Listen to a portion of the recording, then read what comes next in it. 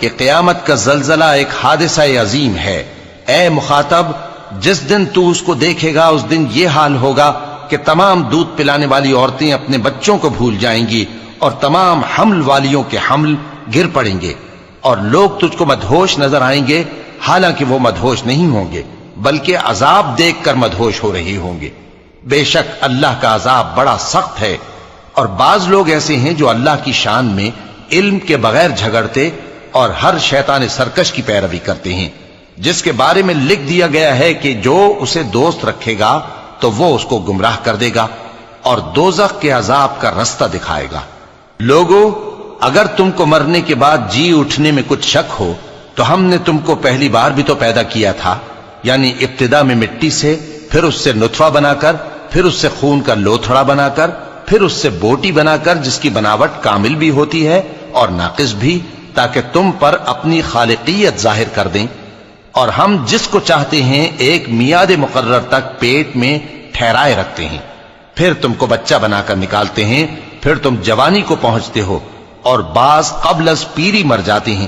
اور بعض بڑھاپے کی نہایت خراب عمر کی طرف لوٹائے جاتے ہیں کہ بہت کچھ جاننے کے بعد بالکل بے علم ہو جاتی ہیں۔ اور اے دیکھنے والے، تو دیکھتا ہے کہ ایک وقت میں زمین خشک پڑی ہوتی ہے، پھر جب ہم اس پر مے برساتے ہیں تو وہ شاداب ہو جاتی اور ابھرنے لگتی ہے اور طرح طرح کی بارونق چیزیں اگاتی ہے۔ ان قدرتوں سے ظاہر ہے کہ اللہ ہی قادر مطلق ہے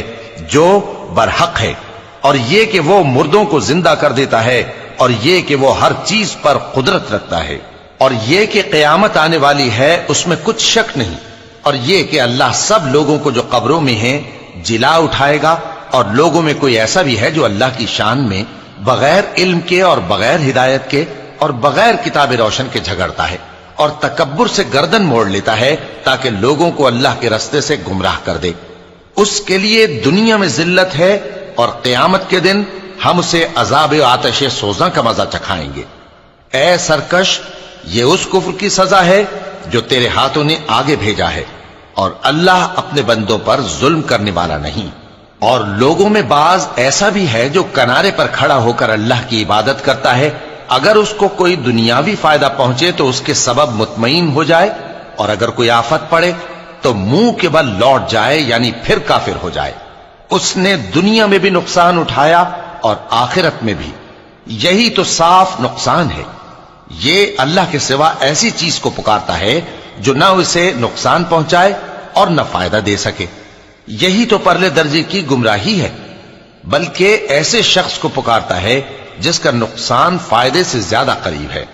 ایسا دوست بھی برا اور ایسا ساتھی بھی